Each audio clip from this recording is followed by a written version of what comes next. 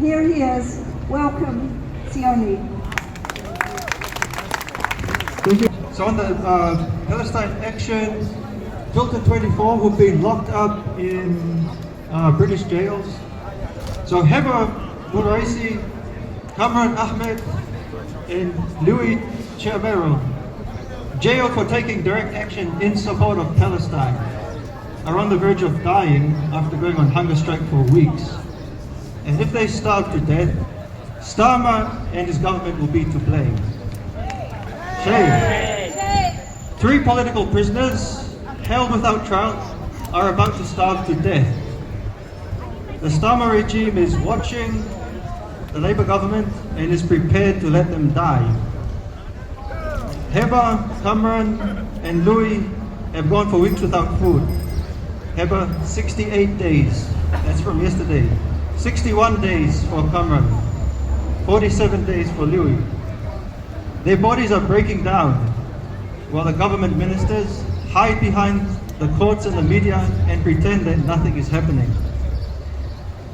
These pro-Palestine protesters are not criminals, they're actually political prisoners, caged for taking direct action against an Israeli arms company, Elbit Systems, that profits from the genocide. And for months, these activists were held without charge, been denied bail, and now with cold calculation, the government is preparing to just let them starve to death. We've actually seen this before. In '81, Margaret Thatcher let IRA hunger strikers die, Irish Republicans to make a point. And now Keir Starmer and David Lemmy are ready to do the same. Shame. The Labour leaders lecture us about the need for law and order when it is they who are the biggest criminals, supporting the slaughter in Palestine, and not to mention Trump's mafia-style kidnapping of the Venezuelan president. Shame. So the government calls these people instead terrorists. Meanwhile, they are working hand in glove with arms dealers to terrorize the people of Gaza and beyond. Now the Justice Secretary, David Lemmy, claims that he cannot intervene, just leave it up to the courts. But his fellow cabinet ministers, they have already intervened.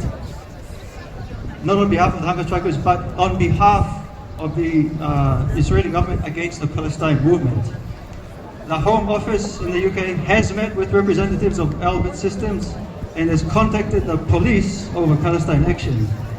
And Israeli officials, they have tried to influence court cases relating to the prosecution of these protesters. So the idea that this government is a neutral observer to what is happening is a joke. We call Keir Starmer Kid Starver and his ministers. They played a direct role in facilitating this genocide, and now they are going to play a direct role in the deaths of these activists. And it's actually more than likely that they will die any minute now. And ultimately, they are banking on the idea that we will just let it happen, look away.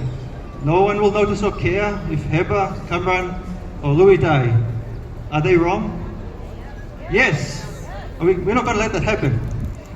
So the hunger strikers, they have exposed the rot at the heart of this system, and their courage, it actually shames all the politicians, all the judges, police officers, journalists who have just toed the line in supporting everything and in criminalizing those who fight it. So if they die, I'm talking about these activists here, the responsibility will sit squarely with the government. And also with the capitalist media that chooses silence over truth. When was the last time you heard about these people in the media? No. So Starmer, Lemmy, and the whole capitalist establishment are on one side, supporting the genocide, starvation, and repression. And all those who want to fight against war, misery, and injustice are on the other, on the right side of history. The Revolutionary Communist Party supports in full the demands of the hunger strikers, end all censorship, immediate bail to the people in jail, the right to a fair trial, de-proscribe Palestine action, it's not a terrorist organization, and shut Elbit Systems down. Okay, so we have seen why this is happening. What do we do about it? So I'll just give a view on that. The protests of Palestine Action, BDS, the consumer boycotts of Israeli products, taking a case to the ICC. I mean, all these actions have done well to raise awareness, not just of the crimes of the Zionist state, but actually of all the Western governments that prop up these crimes from behind, and also the media that whitewashes them. But these actions, we believe, are largely symbolic, and they simply raise the issue of what is to be done.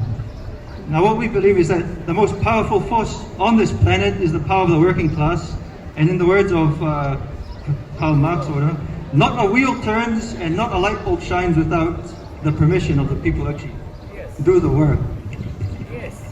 And I would just update it to the following, not a bomb drops and not a drone is delivered. So therefore, I believe that an organized workers' boycott of the Israeli military machine will actually have a material impact, and I'll keep raising this every chance I get. Like I've got this opportunity here. But ultimately, I believe that the struggle of the working class, those of us who actually produce everything in the world and actually do the work on behalf of our bosses, will eventually take center stage on a world scale. In the Middle East, the West, the global South, and I believe this is actually inevitable. It's not inevitable because of some abstract law of history. No, it's inevitable because you and I, the working class as a whole, and everyone who wants to do something about this, who wants to fight against war, misery, and the horrors of capitalism, are going to do something about it. And we in the RCI would like to prepare for this sooner rather than later. So in conclusion, I'll just give join me in this chant. One struggle, one fight, we support the hunger strike. One struggle, one fight, we support the hunger strike. Thank you very much.